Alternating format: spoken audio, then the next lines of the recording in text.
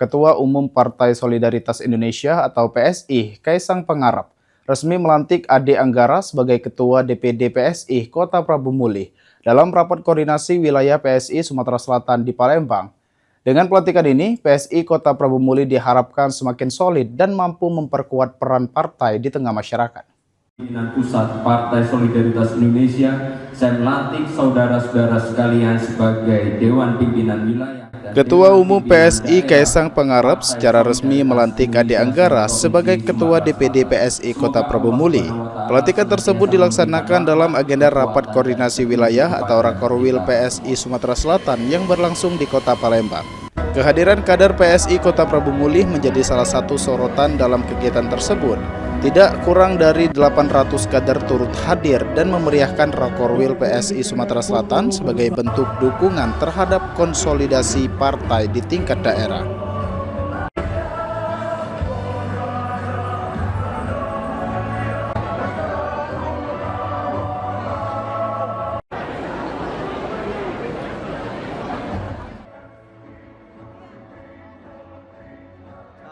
Usai dilantik, Ade Anggara menyampaikan komitmennya untuk membesarkan dan memperkuat struktur organisasi serta meningkatkan soliditas kader PSI di Kota Prabu Muli guna menghadapi agenda politik ke depan.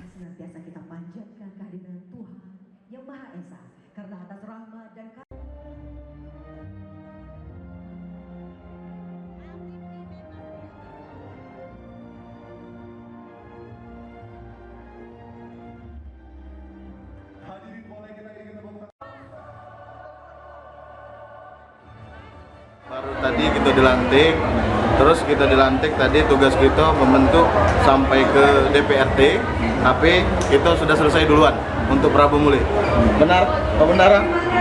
Mungkin apa harapan ke depan kita untuk memperjuangkan PSI di Prabu Muli? Untuk memperjuangkan PSI di Prabu Muli, kita akan membesarkan PSI di Prabu Muli. Informasi ada berapa orang yang datang hari ini?